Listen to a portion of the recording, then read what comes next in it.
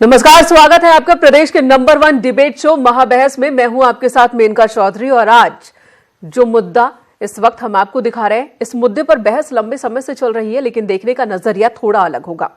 क्या अयोध्या में राम मंदिर से पहले सरकार माहौल बनाने की तैयारी में लगी है? दरअसल ये सवाल इसलिए क्योंकि देश में जहां राम मंदिर पर अध्यादेश की मांग हो रही है, वहीं पर उससे पहले ही सरकार ने फैजाबाद का नाम बदला, मूर्ति की घोषणा की, भगवान राम के नाम पर एयरपोर्ट का ऐलान किया और राजा दशरथ के नाम पर मेडिकल कॉलेज बनाने की घोषणा की। ये रिपोर्ट देखिए, फिर इन तमाम तैयारियों को समझने की कोशिश करेंगे।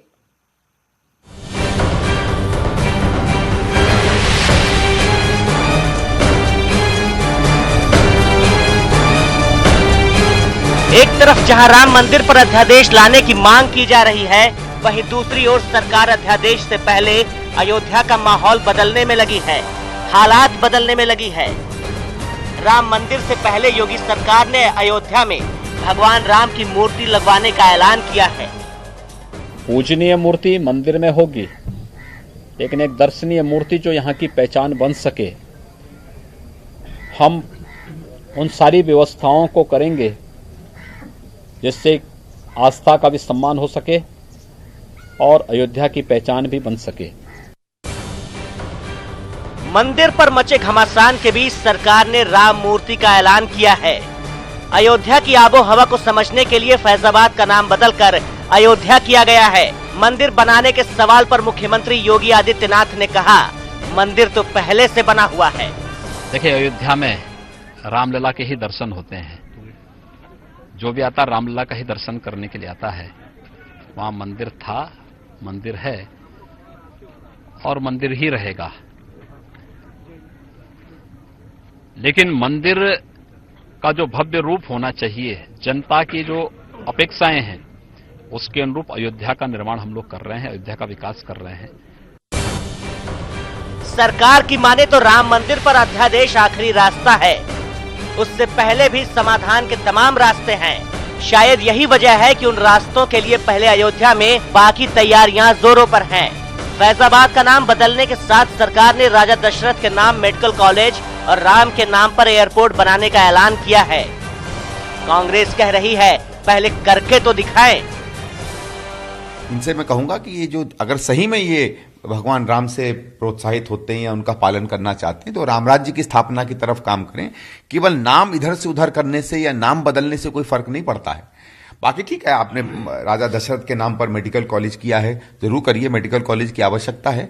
लेकिन मेडिकल कॉलेज को उसी तरह चलाएंगे जिस तरीके से कानपुर और लखनऊ के मेडिकल कॉलेज आपके अंदर बेहाल हैं, उसी तरह चलाएंगे जिस तरह गोरखपुर में आपके नाक के नीचे सैकड़ों बच्चे मर गए। बहरहाल अयोध्या में रिकॉर्ड दीपोत्सव की दिवाली, राम मूर्ति, राम नाम का एयरपोर्ट और बाकी ऐलान। सवाल ये है कि क्या ये सब अध्यादेश से पहले की तैयारी है? क्या अब मंदिर की बारी है? Bureau report, news 18। तो इस महाबहस में हम आगे बढ़े, अपने मेहमानों के पास चले। उससे पहले जो हमारा आज का सवाल है दर्शकों के लिए, जो कि हर एपिसोड में हम पूछते हैं, आपको बता देते हैं कि हमारा आज का सवाल क्या है, जिस पर आपको अपना जवाब देना है। अयोध्या में ग्रैंड दिवाली के बाद महाबहस में आज का सवाल है कि क्या अयोध्या में दीपावली के बाद, भव्य दीपोत्सव के बाद अब मंदिर की बारी है? तो अयोध्या में दीपावली हुई, भव्य तरीके से हुई, क्या अब मंदिर की बारी है? यही सवाल हमारा आपसे है। और हमारे दर्शक, जो राय आपकी है आप हम तक भेज दीजिए @महाबहस पर ट्वीट के जरिए।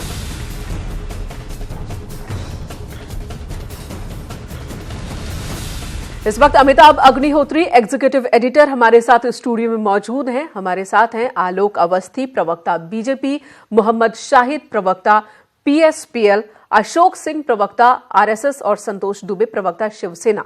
एजाज अरशद कासमी साहब हैं, सदस्य मुस्लिम पर्सनल लॉ बोर्ड। वहीं चक्रपाणी महाराज भी हमारे साथ हैं, अध्यक्ष अखिल भारत हिंदू महासभा।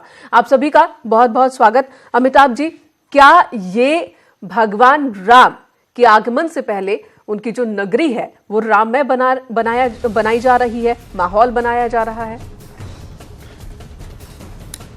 देखिए, मुख्यमंत्री जी के अगर पिछले कुछ दिनों के अयोध्या से जुड़े उनकी टिप्पणियां आप गौर से देखें, या अयोध्या में उनका जो भाषण हुआ छोटी दिवाली के दिन, उसको अगर आप सुने तो उन सब में एक चीज इन कंटिन्यूएशन है, निरंतरता में है।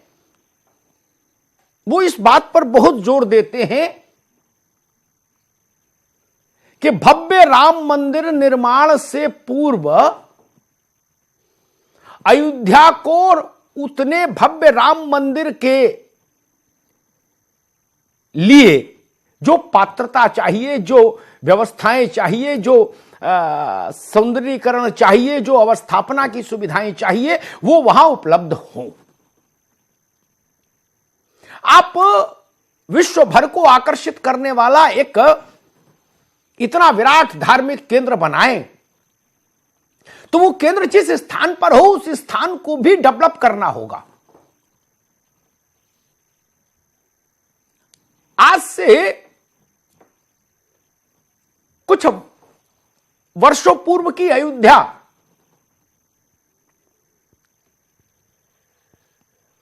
क्या उतने बड़े धार्मिक प्रतीक के केंद्र को व्यवस्था के ढंग से, व्यवस्था की कसौटी पर संभाल पाती? ये एक बड़ा सवाल है। मुझे लग रहा बार बार मुख्यमंत्री उसी की ओर इशारा कर रहे हैं जब वो ये कहते हैं कि अध्यादेश तो अंतिम रास्ता है, लेकिन अभी जरूरी है कि अयोध्या को हम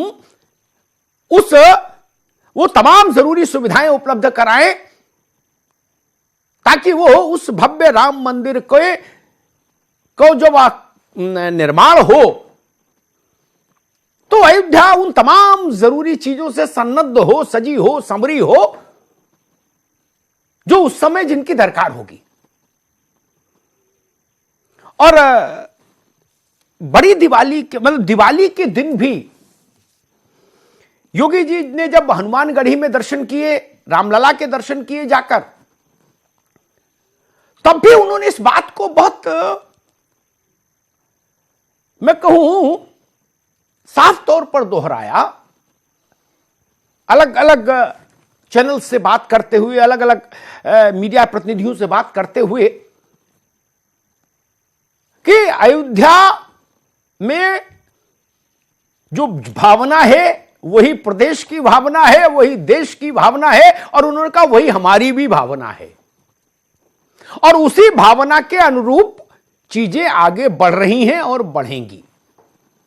इसलिए उन्होंने कहा मंदिर था, मंदिर है और मंदिर रहेगा।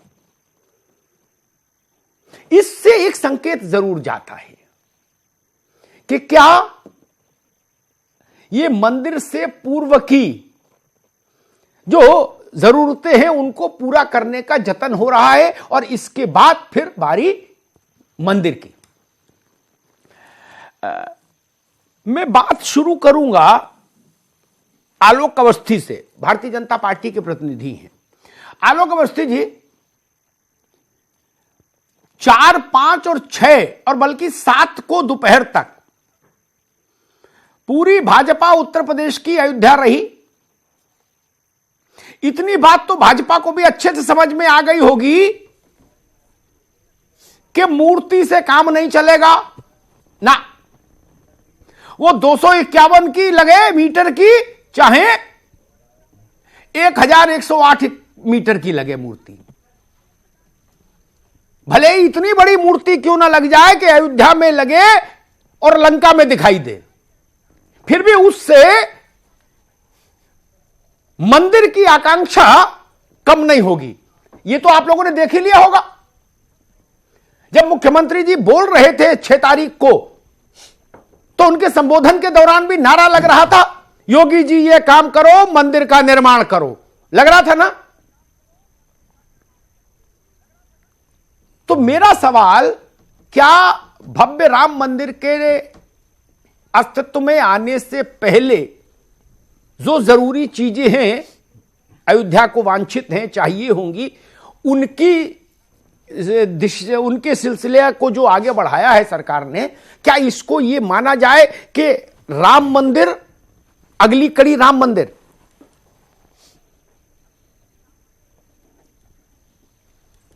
अमिताभ जी, सबसे पहले तो गोवर्धन पूजा की और दिवाली की शुभकामनाएं आपके माध्यम से आपको भी और आपके दर्शकों को भी। और जी सीधी सी बात यह है कि भारतीय जनता पार्टी शुरू से जो करोड़ों हिंदुओं की भावनाएं हैं उसका प्रतिनिधित्व करती है कि वहाँ पे भगवान राम का भव्य मंदिर बने। उसके लिए जितने भी प्रयास किए जा रहे हैं, चाहे कोर्ट के माध्यम से ठीक से लड़ा जा रहा हो, चाहे वहाँ का इंफ्रास्ट्रक्चर ठीक किया जा रहा हो। आपने देखा होगा अयोध्या को पिछली 3 सरकारों ने बिल्कुल अयोध्या को छोड़ दिया था। वहाँ पे कोई मुख्यमंत्री झांकने तक नहीं गया। 15 साल निकल गए अमिताभ जी, वहाँ आपके लिए कोई बजट रिलीज नहीं किया। अयोध्या को बिल्कुल जैसे एक विधवा की मांग की तरीके से होता है, वहाँ बिल्कुल तिरस्कृत करके डाल के रखा था, जो कि भगवान की नगरी है इतनी बड़ी। हमने इसको जैसे ही सरकार में आए अमिताभ जी, सबसे पहले इसको महानगर पालिका बनाया। वहाँ पर नगर पालिका थी अमिताभ जी। महानगर पालिका बनाने के बाद उसको बजट आवंटित हुए और एक रामायण सर्किट का निर्माण हुआ। कम से कम 350 करोड़ रुपए की योजनाएं सिंचाई की हो चाहे पेयजल की हो वहां पर चल रही हैं, जो कि स्थापित हो रही हैं। वहां का सुंदरीकरण शुरू हो चुका है, जो पिछले साल से शुरू हुआ था। सरयू का घाटों का हम विस्तार कर रहे हैं, वहां पे नागरिक सुविधाओं का हम कर रहे हैं। वहां का रेलवे स्टेशन बहुत दयनीय,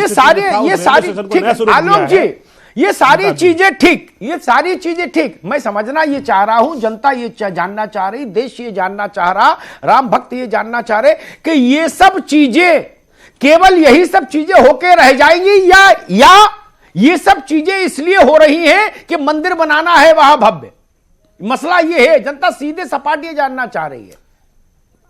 अयोध्या का संतोष और देश का संतोष घाट के सुंदरीकरण से नहीं होगा ना, रेलवे स्टेशन पर 4 बेंच ज्यादा डालने से भव्य राम का मंदिर बनेगा। अमिताभ जी, वहां पे भव्य राम मंदिर बनेगा। वहां की व्यवस्थाएं जो चौपट थी पहले, उसको भी हम ठीक कर रहे हैं, क्योंकि अभी मामला चूंकि उच्चतम न्यायालय के बीच में है। लेकिन आपको विकास से कोई नहीं रोक रहा है वहां पे, तो हम विकास तो कम से कम कर ले, वहां पे इंफ्रास्ट्रक्चर बना लें, जिससे कि लोग जो भक्त जाते हैं उनको वहां सुविधाएं मिले अमिताभ जी। और भव्य राम का मंदिर तो संसार की कोई ताकत रोक नहीं सकती। मैं आपको कहना चाहता हूं, कोई ताकत रोकने आ भी नहीं, बनेगा ही बनेगा। ठीक है, मैं स्वामी चक्रपाणी जी के पास जाऊंगा, लेकिन एक बात जरूर कह दूं, मैं इस तर्क से हर वक्त उत्तेजक बात नहीं होनी चाहिए राजनीतिक दृष्टि से। मैं कई मंत्रियों को सुनता हूं, दुनिया की कोई ताकत रोक नहीं सकती, कोई माई का लाल। अरे कौन रोकने आ रहा है भाई? सब तो कह रहे मंदिर बनाओ। हर वक्त लड़ाई झगड़े की बात ठीक नहीं। कौन सी दुनिया की ताकत ने कहा? इजिप्ट ने कहा, इंडोनेशिया ने कहा, अमेरिका ने कहा। किसने आपसे कहा कि हम 2-2 हाथ करेंगे अगर मंदिर बनाओगे? दुनिया का इन्वॉल्वमेंट ही नहीं है। अमिताभ देखा है, वो यही करे, मंदिर बनाओ, अच्छी बात। कांग्रेस के नेताओं ने जाकर के कहा कि 2019 के बाद जो है मंदिर निर्माण की बात करी जाए। आपने देखा कैसे अड़ंगे लगा गए सुप्रीम कोर्ट में। ग्लोबल इशू नहीं है, ये ग्लोबल इशू नहीं है। राम मंदिर ग्लोबल इशू नहीं है ना, कि अमेरिका और रूस और जापान इसमें इंटरफेयर कर रहे हैं, ऐसा तो है नहीं। ये कश्मीर थोड़ी ना है, ये राम का मंदिर है, कोई दुनिया की ताकत आई नहीं रही इसमें। ये ठीक है। आलोक जी, आलोक एक मिनट रुकिए, किस तरीके स्वामी चक्रपाणी जी महाराज, किस तरह से कानूनी रूप से रोकने का प्रयास किया गया? रुको भाई, वहां पर सुप्रीम कोर्ट में जो है जाकर के कांग्रेस के लोग खड़े हुए कि वहां पर इसका निर्णय ना होने पाए, तो आपको साफ मालूम है कौन राम भक्त है कौन राम भक्त नहीं है। एक मिनट रुको चक्रपाणी जी महाराज, बीजेपी कह रही है कि बड़ा मंदिर, भव्य मंदिर बनाए, दुनिया भर के लाखों करोड़ों भक्त वहां दर्शन के लिए आए, तो उस योग्य अयोध्या का निर्माण पहले कर ले, फिर मंदिर निर्माण। चक्रपाणी जी, बात समझ में आ रही है? अमिताभ अग्निहोत्री, भरोसेजनक लग रही है ये जो आपकी अभी आपने विचार रखा। नहीं, ये तो सकारात्मक सोच है।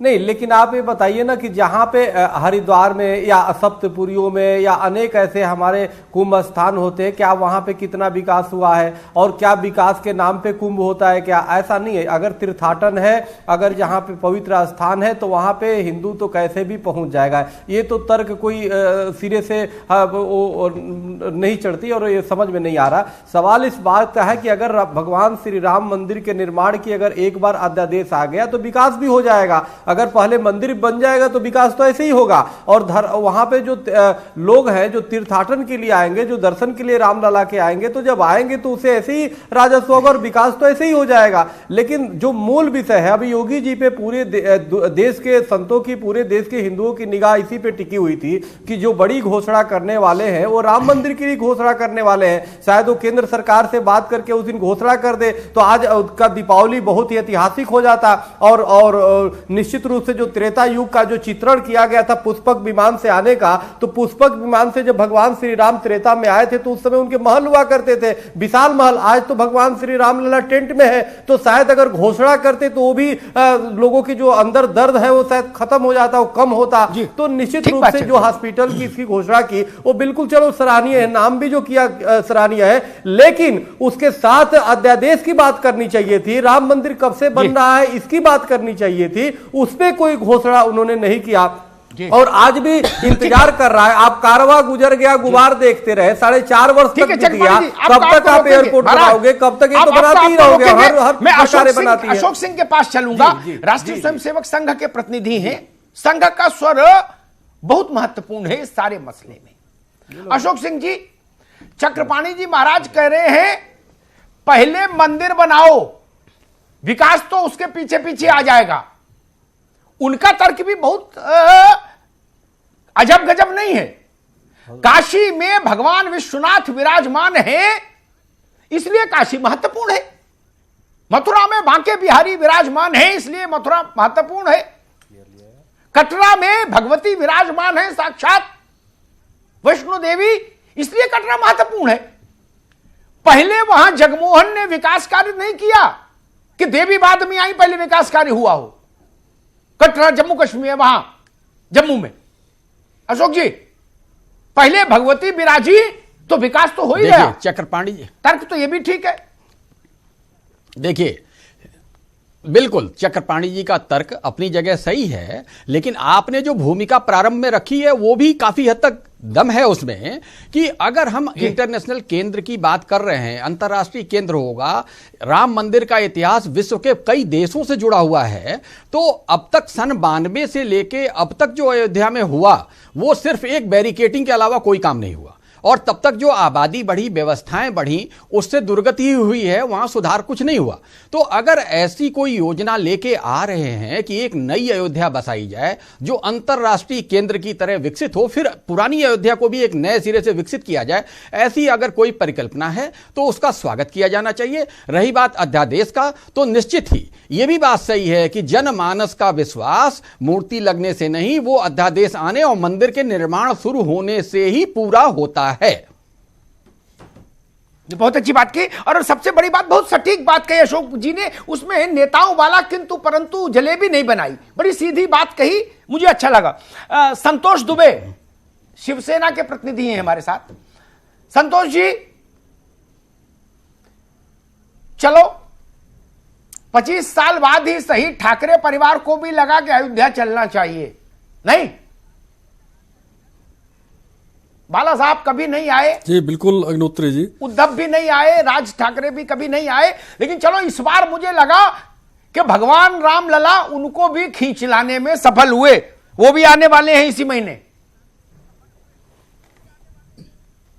बिल्कुल अग्निहोत्री जी, उद्धव ठाकरे जी 25 नवंबर को आ रहे हैं। और मंदिर निर्माण की जो बात रही, चाहे हम पार्टी के बाहर रहे, हमेशा इनके सहयोगी रहे भारतीय जनता पार्टी के, और हमने हर मोर्चे पे यह मुद्दा उठाया कि पहले अध्यादेश ले आइए। 2014 में जब गवर्नमेंट बनी तब भी मैंने कहा अध्यादेश लाइए, और क्योंकि जनमानस की आकांक्षा, जनमानस ये चाहता है कि अयोध्या में भव्य राम मंदिर बने। ठीक है, मेडिकल कॉलेज बने, अयोध्या का विकास हो, उससे किसी को इतराज नहीं है, लेकिन पूरा जनता, पूरी देश की जनता, पूरे देश के लोग, पूरे देश के जो अनुयायी हैं राम के, वो ये चाहते हैं कि अयोध्या में राम मंदिर का निर्माण कब होगा, और आज नहीं तो कब, यह बताना जरूरी है कि आज आप पूर्ण बहुमत में हैं, आपके पास सत्ता है, आपके पास राष्ट्रपति है, आपके पास जो है प्रधानमंत्री है, और आज हम अगर राम मंदिर का निर्माण के लिए अध्यादेश नहीं ला पा रहे हैं तो शायद भविष्य में ऐसा ना हो पाए। इसलिए जरूरी है कि राम मंदिर का निर्माण हो, और इसी के लिए दशहरा रैली में माननीय उद्धव ठाकरे जी ने कहा कि हम 25 नवंबर को अयोध्या आएंगे। और 25 नवंबर को अयोध्या आके हम सरकार पे प्रेशर डेवलप करेंगे कि अध्यादेश ले आइए। अब बहुत हो गया, बहुत बातें हो गई, बहुत राम मंदिर के लिए चुनावी जुमले हो गए, लेकिन अब मैं चाहता हूं, शिवसेना चाहती है कि राम मंदिर का मुद्दा अब खत्म होना चाहिए 19 के चुनाव में, और बाबर का मुद्दा भी खत्म होना चाहिए 19 के चुनाव में, क्योंकि जब राम मंदिर की बात होती है विपक्ष बाबर की बात ले आता है, संतोष भाई, ठीक है, संतोष जी, मुद्दा खत्म हो जाना चाहिए राजनीति। संतोष, रुकना होगा। मैं काश्मीर साहब के पास चलूंगा, उसके बाद शाहिद भाई के पास आऊंगा, लेकिन एक बात जरूर कह दूं, 90 के बाद से इस देश की नदियों में बहुत पानी बह गया संतोष दुबे। अब बाबर की बात कोई नहीं कर रहा। वो 90 का दौर था जब बाबर की भी बात होती थी। अब अयोध्या के प्रसंग में बाबर कहीं खड़ा नहीं है। मसला सिर्फ इतना है कि मंदिर कब बने और कैसे बने। मंदिर के संदर्भ में इतना सकारात्मक वायुमंडल भारत में कभी नहीं रहा। 30 वर्ष से तो एक पत्रकार के नाते मैं ही देख रहा हूं अयोध्या के मसले को, जितना आज की तारीख में है 2018 में। ये कब तक रहेगा मुझे नहीं पता, लेकिन आज है। 90 में आप सरयू में एक कंकड़ फेंकते थे, पूरे देश में हंगामा मच जाता था। आज वो भाव नहीं है। काज़मी साहब, एक बात बार बार कही जाती है और उस बात में दम भी, वो तर्कपूर्ण बात भी है कि क्या अल्पसंख्यक वर्ग को अब वो समय नहीं आ गया कि ये भी इस दृष्टि से भी चिंतन करके देख लेना चाहिए कि अयोध्या की भूमिका या उसकी तुलना मक्का मदीना से तो हो सकती है। वो कोई सामान्य मंदिर का विषय नहीं कि मंदिर बने कि मस्जिद बने। वहां कोई सामान्य मंदिर बन रहा होता, सामान्य मस्जिद बन रही होती तो गुत्थम गुत्था अदालत ठीक था। एक ये भाव भी देश में है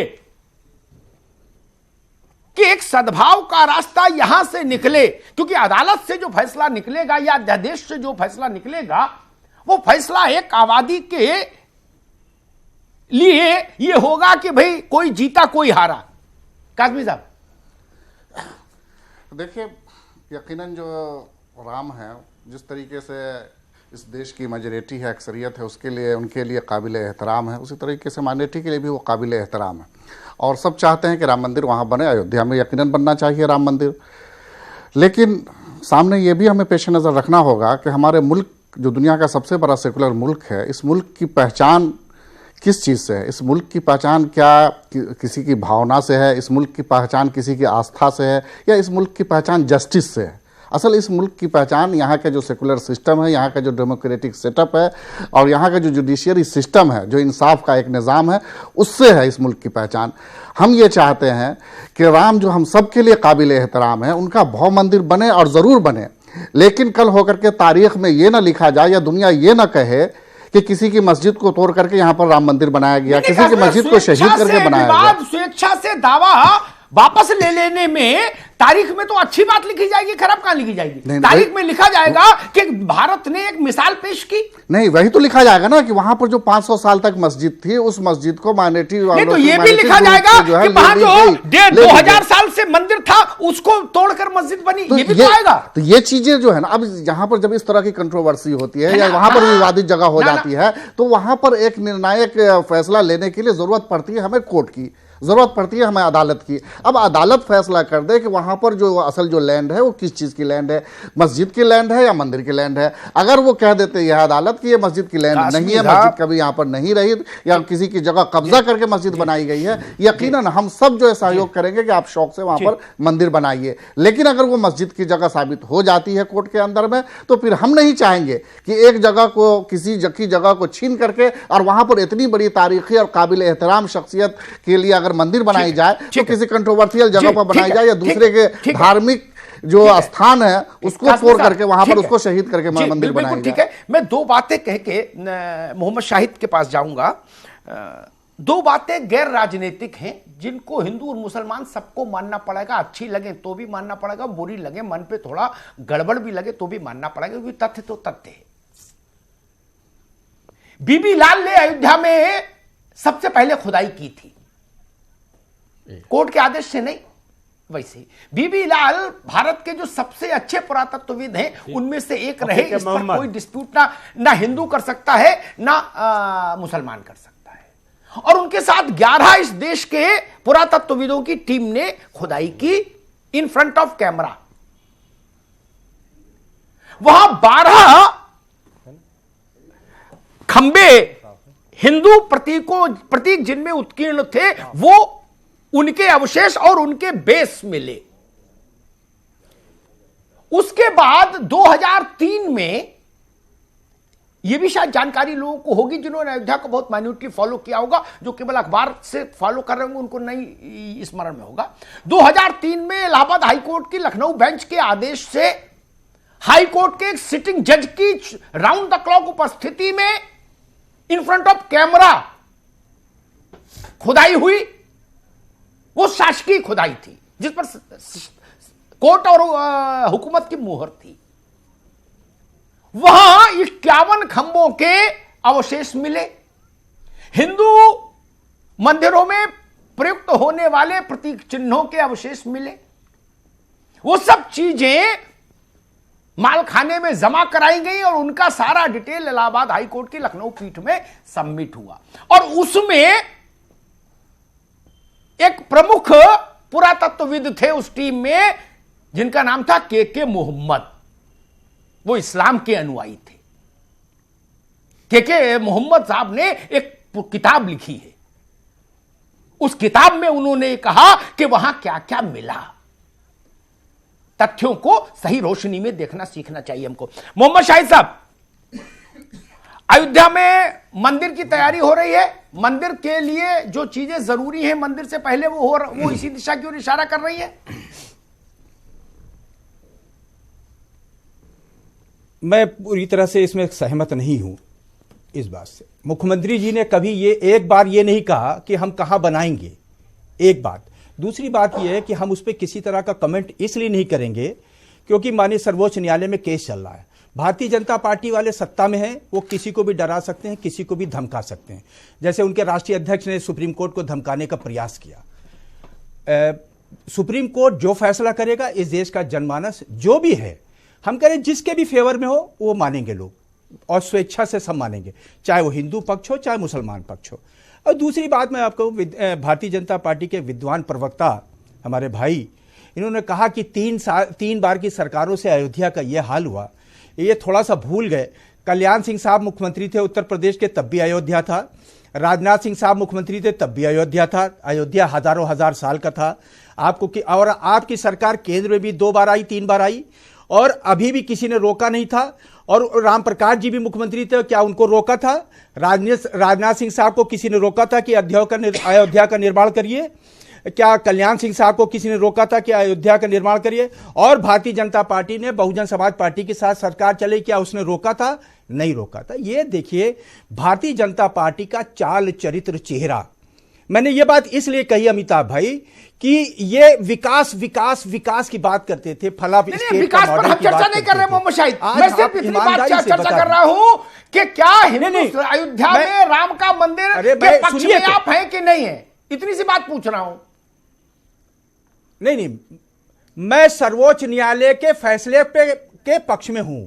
जो वो कहेगा उसके लिए सब लोग तैयार हैं। चलिए ठीक, एक ब्रेक ले ले, ठीक है मोहम्मद शाहिद, ठीक है, अच्छी बात है, अच्छी बात है। एक ब्रेक ले ले, एक ब्रेक ले ले, फिर आएंगे आपके पास। एक ब्रेक ले ले, लेकिन मैं इस पाखंड को भी उजागर करूंगा ब्रेक के बाद। ये सर्वोच्च न्यायालय का नकाब ओढ़कर जो लोग पाखंड करते हैं इस देश में, उनसे मेरी सहमति नहीं हो सकती। SC/ST के मामले में आपने माना सर्वोच्च न्यायालय का निर्णय? नहीं। शाहवानों के मामले में माना? नहीं। शाहवानों के मामले में माना? नहीं। पटाखे छुड़ाने के मामले में माना? नहीं। शबरीमाला में माना? नहीं।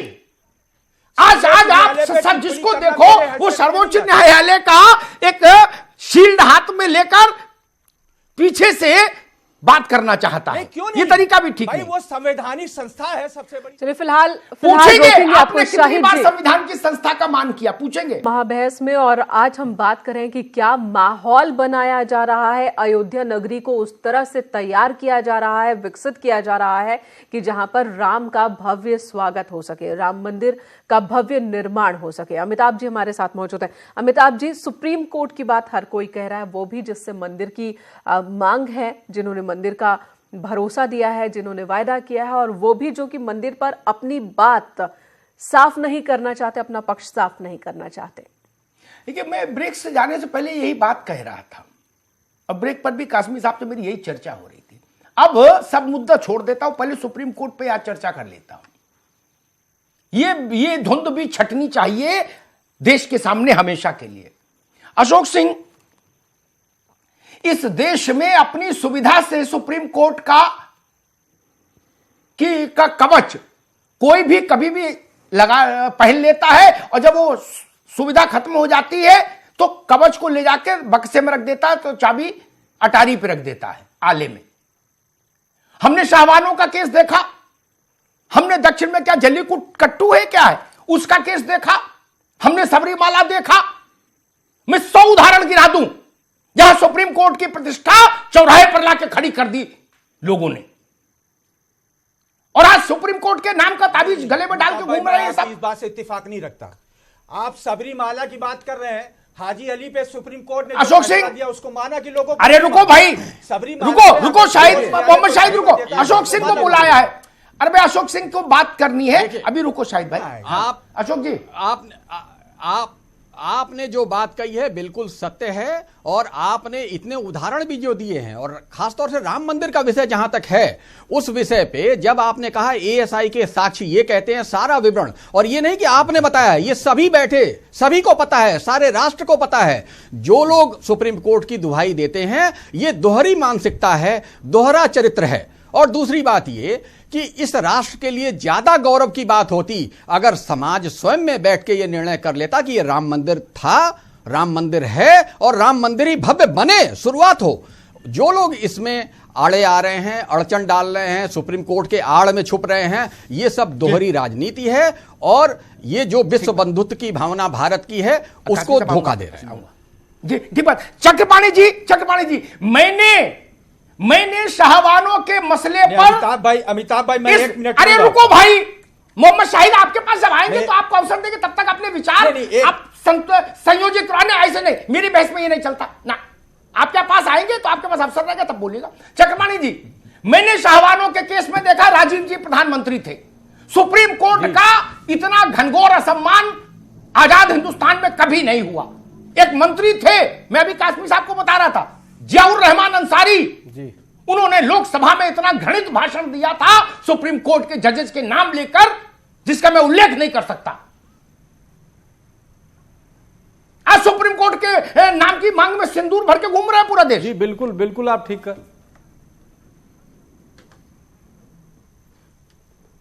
बिल्कुल दोहरे मापदंड तो नहीं चल सकते। में तो निश्चित रूप से सभी पार्टियां राजनीति जी बिल्कुल। आप ये देखिए अमिताभ जी, एक बात और भी बताना चाहता हूं, माननीय सुप्रीम कोर्ट ने इसके पहले माननीय चीफ जस्टिस ने बड़ा स्पष्ट रूप से कहा था कि अगर सभी पार्टियां बाहर बैठ करके बात कर ले तो हम भी मध्यस्थता करने को तैयार है, और बड़ी ऐतिहासिक बात किसी केस में माननीय सुप्रीम कोर्ट के चीफ जस्टिस ने इस बात को कहा था। उसके बाद देखिए पॉलिटिकल पार्टियां ने क्या क्या नए नए बयान दे दिए, यहां तक कि सुब्रमण्यम स्वामी जी, जो कि बड़े अच्छे व्यक्ति राम मंदिर के लिए चाहते हैं, प्रयास कर रहे हैं, लेकिन उन्होंने भी बोल दिया नहीं, मुसलमान बात नहीं करेंगे तो हम कानून बना के मंदिर बना देंगे। और बातचीत का कहां तक वो होता, उसी में बस उसको भी ऐसी तैसी कर दिया। तो न बातचीत जब करने को माननीय सुप्रीम कोर्ट का था, उससे भी खलल राजनीतिक पार्टियां डाल देती है, और जब सुनवाई होती है तो डेट चल जाता है तो फिर सुप्रीम कोर्ट की उलाहना करने लगते हैं। और जब आप ये बताइए, जब SC ST पे भी आप लीजिए, माननीय सुप्रीम कोर्ट ने जो निर्णय दिया उसके खिलाफ संसद में कानून बन सकता है, 3 तलाक पे कानून बना सकते हो। अरे तो 3 तलाक कोई ले, 10 तलाक ले, हिंदुओं से उससे क्या मतलब? आप राम मंदिर के लिए अध्यादेश क्यों नहीं ला रहे हो? तो राम मंदिर के नाम पे आपको वोट दिया गया और आपने वादा किया देश से, ठीक है, आपने अपना, लेकिन आप जो है महाराज जी, ठीक है, मैं आऊंगा आपके पास, मैं आऊंगा। कासमी साहब जी, मैं तो बीच में खड़ा हूं, तटस्थ। लेकिन मेरा इस बात के लिए बड़ा आग्रह रहता है कि नपना एक रखना चाहिए, दो नपने मुझे मंजूर नहीं होते। शाहबानों पर इसी सुप्रीम कोर्ट का क्या क्या नहीं कर दिया। देश के इतिहास में पहली बार ऐसा हुआ कि मोहम्मद शाहिद, आपने नहीं देखा, आप लखनऊ में राजनीति करते होंगे, दिल्ली में अर्थी निकली थी, प्रोसेशन में अर्थी निकली थी सुप्रीम कोर्ट की, आपको पता है। हम सिर मत हिलाया करिए हर चीज पर। मोहम्मद कासमी साहब, देश ये दो पैमाने क्यों रखते हैं? देश बदल गया है पूरा। देखिए नहीं, दो जनरेशन आ गई है। एक मिनट, अरे रुको भाई, रुको शाहिद भाई, एक मिनट। देखिए, सुप्रीम कोर्ट का फैसला मुसलमानों ने हमेशा दिलो जान से कबूल किया, एहतराम किया। शाहबानों का जो एक केस था, नहीं, शाहबानों का एक मसला, देखिए, अगर माजी की तारीख को लेकर के उसी को अगर हम मुस्तकबिल के लिए हमेशा झेलते रहेंगे, आज की तारीख में देख लीजिए, ट्रिपल तलाक का फैसला आया, हमने एक्सेप्ट किया, और भी मजार से मुताल्लिक फैसला आया, हमने एक्सेप्ट किया। जो भी फैसले आए, जो चाहे हमारे खिलाफ थे, उसको एक्सेप्ट किया। लेकिन वहां पर जो, जिसे आप बार बार शाहबानों के केस की बात करते हैं, देखिए, शाहबानों का मसला एक मसला पर्सनल लॉ से मुताल्लिक था, दो समुदाय के दरमियान का टकराव का मसला नहीं था वो, इसलिए जो है वहां पर किसी को कोई एतराज ही नहीं था। दूसरे समुदाय को जैसा कि अभी चक्रपाणी जी ने बहुत अच्छी बात कही कि 3 तलाक हो या 10 तलाक हो, दूसरे समुदाय को क्या मतलब है। उसी तरीके से सायरा बानो से मुताल्लिक जो, शाहबानों से मुताल्लिक जो मसला था, उससे दूसरे समुदाय को कोई ये नहीं था। और दूसरे ये फंडामेंटल राइट पर अटैक था, जिस फंडामेंटल ठीक, एक बात आपको भी समझनी होगी। मैं संतोष दुबे के पास जाऊं उससे पहले एक बात आपको बता दूं, ताकि आगे जब भी हम लोग कभी चर्चा करें तो तथ्य के साथ छेड़छाड़ नहीं हो। शाहबानों का मसला दो समुदायों का नहीं था, वो केवल आपका ही मसला था। बिल्कुल, उसमें किसी हिंदू ने पिटीशन नहीं लगाई थी। यही बात तो मैं कह रहा हूं ना। नहीं, ठीक है ना, लेकिन देश की सबसे बड़ी अदालत ने निर्णय दिया, आपने उस निर्णय को उठा के कूड़ेदान में फेंक दिया। ठीक, फंडामेंटल राइट से नहीं, ये कड़वा थू मीठा कब नहीं चलेगा ना। वो या तो चाचा मानो या चाचा मत मानो, ये नहीं चलेगा कि सोमवार को चाचा मंगल को भतीजा, ये नहीं चलेगा। संतोष दुबे, ठीक है, कासमी साहब एक मिनट रुकिए। संतोष दुबे, क्या अदालतों को लेकर हमारे यहां राजनीतिक दल अपनी सुविधा से स्टैंड तय करते हैं? बिल्कुल अग्निहोत्री जी, जब से ये केस चल रहा है राम जन्मभूमि का, तब से जो है यही चल रहा है कि सुप्रीम कोर्ट जो कहेगा हम मानेंगे। विपक्ष भी कह रहा है और सत्ता पक्ष भी कह रहा है। हम ये कह रहे हैं कि आप अध्यादेश ले आओ। जब आप सारी चीजों पे अध्यादेश ला सकते हो, सारे व्यवस्थाओं पे अध्यादेश ला सकते हैं, आप SC ST पे ले आए, आप 3 तलाक पे ले आए, इसके पहले भी बहुत से अध्यादेश आए हैं, तो फिर क्यों ना राम मंदिर पे अध्यादेश आवे? क्योंकि ये पूरे जनमानस की भावना है, आस्था का विषय है। इस पे तो सुप्रीम कोर्ट कभी नहीं तय कर सकता। क्यों ये बताएगा जी, एक बात बताइए, कोर्ट पहले आया था कि राम पहले पैदा हुए थे, तो सब करते हैं, बिल की बातें सब पैदा हुए थे कि सुप्रीम कोर्ट पहले आए। वो डेट और वो तारीख याद कर लीजिए, 1973 में 9 जजेस मिल करके Kerala high court, Kerala government के खिलाफ जो फैसला किया था, वो क्या फैसला था? काजमी जी, पूरे देश के आस्था का विषय है। भारतीय वर्सेस केरला गवर्नमेंट जो फैसला था 1973 का, जिसमें एक बिल आया था और एक टर्म उस वक्त मशहूर हुआ था, कलरेबल लेजिस्लेशन को याद रखिए। और उस कलरेबल लेजिस्लेशन का मतलब साफ था कि जो काम हम डायरेक्ट नहीं कर सकते, वो काम हम जो है अध्यादेश के जरिए इनडायरेक्ट भी नहीं कर सकते। सरकार भी अच्छी तरह जानती है कि अध्यादेश नहीं ला सकते, इसलिए सरकार नहीं ला सकती। सरकार की खामोशी को समझने की कोशिश कीजिए। सरकार जो अभी काम कर रहा है, संतोष दुबे, कासमी साहब, मेरे पास समय उससे ही, मैं दोनों को रोकूंगा। कासमी साहब, संतोष जी, आप दोनों को रोकूंगा। मैं मोहम्मद शाहिद के पास जाऊंगा, फिर आलोक अवस्थी के पास जाऊंगा, फिर शो वाइंड अप करूंगा। मोहम्मद शाहिद, क्या देश की राजनीतिक पार्टियां अपनी सुविधा से अदालतों को मान और अपमान देती हैं? मेरे लिए अच्छी खबर आई अदालत से तो अदालत का सम्मान, अच्छी खबर नहीं आई तो अदालत से भी दो हाथ। नहीं, ये मैंने जो गर्दन हिलाई थी अमिताभ भाई, एक बात पे उठाई थी कि माननीय सर्वोच्च न्यायालय ने आदेश दिया कि हाजी अली की मजार पर महिलाएं जाएंगी, लोगों ने माना उसको। सबरीमाला पे अगर सुप्रीम कोर्ट आदेश देता तो उसको क्यों नहीं मानेंगे आप? जो सत्ता पक्ष है उसको क्यों नहीं मान रहा है? क्यों नहीं मान रहा है? देश को जानना है, ये भी जानना है। आपकी भी जी ने जो बात कही, बिल्कुल, जिन लोगों ने शाहबानों में मेजें पीटी थी, उसमें आपके पुरखे शामिल थे। 92 से मैं सुन रहा हूं, नहीं 92 से मैं सुन रहा हूं कि विधानसभा में बहुमत आएगा तो मंदिर का निर्माण होगा, लोकसभा में बहुमत आएगा तो मंदिर का निर्माण होगा। आपकी 3 सरकारें चली गई, 4 सरकारें उत्तर प्रदेश की चली गई, क्यों नहीं कार्रवाई करते आप? क्यों नहीं? मैं कह रहा हूं सबरीमाला पे सुप्रीम कोर्ट का जजमेंट क्यों नहीं लागू हो रहा है? SC/ST एक्ट पे आपने कानून बना दिया, उसको लागू करा दिया आपने, इस पे क्यों नहीं लागू हो रहा है? सबरीमाला पे क्यों नहीं कानून लागू हो रहा है? SC/ST में तो आप लोग ताल ठोक रहे थे कि तुरंत बदलो फैसला कर रहे हैं भाई। SC/ST में तो ऑल पार्टी डिमांड थी। मैं तो कह रहा हूं, समाजवादी भी तो आगे आगे कूद रहे थे। SC/ST एक्ट को देखिए, नहीं समाजवादी पार्टी क्या कर रही मुझे उसका लेना देना नहीं है। हम अपने नेता शिवपाल यादव जी की बात कर रहे हैं, वो सुन लीजिए अमिताभ भाई। SC/ST एक्ट शिवपाल यादव का रिप्रेजेंटेशन थोड़ी ना लोकसभा में है। तकलीफ हो, अरे तो शिवपाल यादव का नहीं है तो रिप्रेजेंटेशन आज लोकसभा और राज्यसभा में नहीं है ना। जब होगा तब बात करेंगे। अभी तो देश भारतीय जनता पार्टी भी 2 MPओ से नहीं दो, ठीक है, भारतीय जनता पार्टी भी दो मेरे पास समय उतना ही है। 272। धन्यवाद धन्यवाद धन्यवाद। आलोक अवस्थी, आलोक अवस्थी, तर्क की होगी, तर्क इस तो बात बड़ी सीधी बात बार बार आपसे यही पूछी जाती है कि सारे किस्से कहानी कविता आख्यान उपाख्यान एक तरफ, जो गांव का आदमी कहता है मैं वो आपको बता रहा हूं। मैं टीवी की डिबेट से प्रभावित खुद को नहीं होने देता। जो हिंदुस्तान का गांव का आदमी कह रहा है वो कह रहा भैया गांव के प्रधान से लेकर प्रधानमंत्री तक सब इनका बना दिया, अब मंदिर नहीं बनेगा तो कब बनेगा? यह जान लीजिए, इससे मुक्ति भागने में कोई रास्ता नहीं मिलेगा।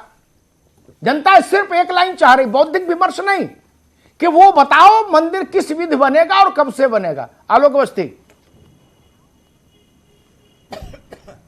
अमिताभ जी, आज हमसे पूछा जाता है कि वहां पे भगवान राम का मंदिर था कि नहीं था। 500 साढ़े 500 साल पहले जो आक्रमणकारी आए, जिन्होंने विध्वंस किया तमाम मंदिरों का देश में, वो हमसे पूछते हैं कि वहां मंदिर था नहीं था। 733 ईस्वी का विक्रमादित्य का बनाया हुआ मंदिर था वहां पर, जिसके कि सारे प्रमाण वहां पे उपस्थित है और आपने भी इसका कोट किया है। उच्च न्यायालय ने 2010 में यही निर्णय दिया कि वहां पे भगवान राम का मंदिर है और उसको राम जन्मभूमि का मंदिर बनाने के लिए उन्होंने आदेश दिया।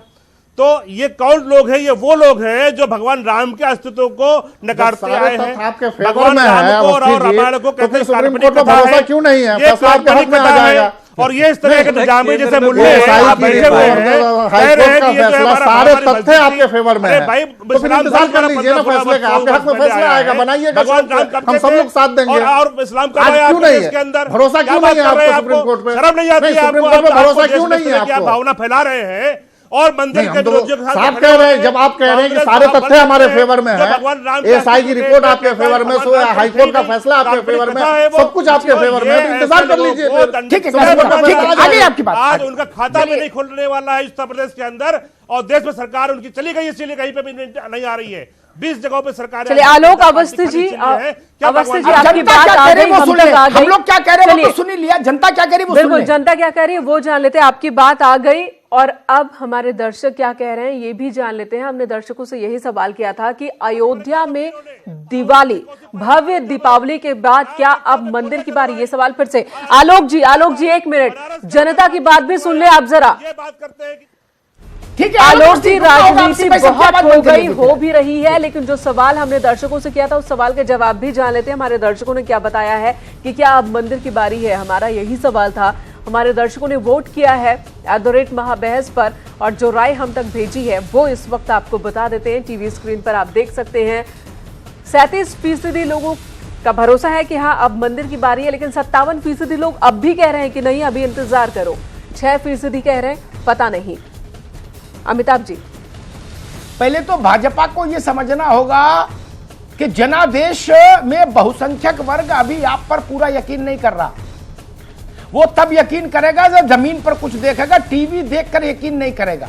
और अगर भाजपा को ऐसा कुछ इच्छा है कि टीवी देख के ही जय जय हो जाए तो वो नहीं होगी। मंदिर में जाएगा, आरती करेगा तो मानेगा कि हां काम हो गया। ये जनादेश बता रहा है। 2-3 बातें मैं बड़ी साफ तौर पर कहूंगा। इस देश को सुप्रीम कोर्ट का अक्षुण्ण सम्मान करना सीखना होगा, खासतौर पर राजनीतिक दलों को और धार्मिक संगठनों को। मेरे मन का हो तो सुप्रीम कोर्ट जिंदाबाद, मेरे मन का ना हो तो 4 खरी खोटी सुप्रीम कोर्ट को भी सुना दो, जैसे वो भी कोई पॉलिटिकल पार्टी हो। एक फैसला आता है सोशल मीडिया पर, आप देख लीजिए सुप्रीम कोर्ट का सम्मान कितना करते हैं लोग जो टीवी पर बैठ के भाषण देते हैं। ये नहीं चलेगा। मैं चाहता हूं ऐसा देश जिसमें हर राजनीतिक दल और हर धार्मिक संगठन सुप्रीम कोर्ट को सिर झुकाए। तब आदमी कहता मैं तो अपनी किताब से चलूंगा। संविधान क्या है? कोई कहता मैं वेद से चलूंगा, कोई कहता गीता से, कोई कहता कुरान से, कोई कहता बाइबल से, कोई कहता गुरु ग्रंथ साहब से। और कहीं फंस जाओ तो कौन है, आप तो हम संविधान से चलेंगे। ये नहीं चलेगा। क्या कर लो, किससे चलना चाहते हो? कुरान से चलना चाहते हैं तो वो बताइए, संविधान से चलना चाहते हैं तो वो बताइए। पूरे तौर पर चलिए, जिस पर भी चलिए। एक दूसरी बात अयोध्या के संदर्भ में मैं कहूंगा, दुनिया में एक भी दृश्य ऐसा बता दीजिए, बड़ी करुणा से भरी हुई बात कह रहा हूं, मेरे मन में है इसलिए कहूंगा जरूर, जहां उस संप्रभु राष्ट्र की 80-85% जनता के आराध्य उनका विग्रह तिहाड़ जेल जैसी अवस्था में विराजमान हो। जिग-जैग करके जाता है आदमी। सैकड़ों की संख्या में सिक्योरिटी, नाना प्रकार के कपड़ों वाली सिक्योरिटी, नाना प्रकार के अस्त्र शस्त्र आयुधों से सन्नद्ध। आपने रामलला को भारत में कैद हो गई। जब आम भारतीय वहां जाता है तो उसकी आंख से आंसू आता है। दुनिया में कोई उदाहरण बता दीजिए। सेकुलर देश केवल भारत अकेला नहीं है इस मुल्क, इस धरती पर। यह भी ध्यान रखिए, कॉन्स्टिट्यूशन से चलने वाला हिंदुस्तान अकेला मुल्क नहीं है। कुछ इस्लामिक राष्ट्र छोड़ दीजिए जो थियोक्रेटिकल स्टेट है, जो राज्य धर्म आधारित राज्य है, अन्यथा पूरी दुनिया लोकतंत्रात्मक शासन से चल रही है। लेकिन वहां भी ऐसी हिमाकत कोई कर नहीं सका। माई का लाल, जिन लोगों ने अयोध्या में रामलला के दर्शन किए हैं वो एक बार रोए जरूर होंगे। मैं जब गया तब रोया। ये आजाद हिंदुस्तान है। ये परिस्थितियां कभी निर्मित नहीं हुई अंग्रेजों के समय भी कि रामलला को कैद करके रख दिया।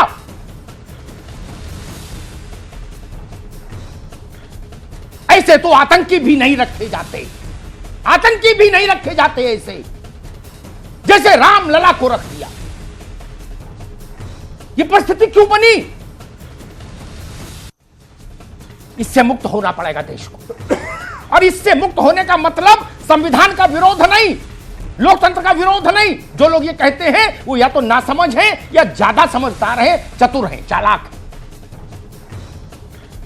लोकतंत्र का मूल समझ लीजिए। जनता की इच्छा सर्वोच्च, जनता की इच्छा का रिप्रेजेंटेशन करती है पार्लियामेंट। इसलिए पार्लियामेंट को सर्वोच्चता दी गई। कहा गया सुप्रीम कोर्ट के निर्णय को संसद पलट सकती, इसलिए कि सबसे ऊपर जनता। जनता इस देश की क्या चाहती है इतना तो समझना पड़ेगा। और एक बात मैं कहूंगा, अशोक सिंह बैठे हैं यहां। जब अयोध्या में ढांचा गिर गया तो मैंने एक दिन अशोक जी से कहा, मैंने सिंघल जी अगर कभी वो दिन आ गया कि भाजपा की सरकार हुई तो ये यकीन मान लीजिएगा दीवार एक दिन जरूर आएगी, जिस दिन सीधा निर्णय करना होगा कि मंदिर बनेगा कि नहीं बनेगा। बहुत दिनों तक गोल गोल चलेगा नहीं सिंघल जी। तो उन्होंने कहा हम चलाएंगे भी नहीं, हम बनाएंगे। वो समय आ गया है, वो समय आ गया है। अशोक जी तो आज नहीं है, लेकिन वो समय आ गया। अब आपको निर्णय करना होगा, क्या इस हिंदुस्तान में भगवान राम उस परिस्थिति में रहेंगे जिस परिस्थिति में हमने कसाब को रखा। जो लोग दर्शन करने जाते हैं अपने मन पर बोझ लेकर आते हैं, अपने मन पर बोझ लेकर आते हैं। धन्यवाद। आप सभी खास मेहमानों का बहुत बहुत धन्यवाद हमारे साथ महाबहस का हिस्सा बनने के लिए।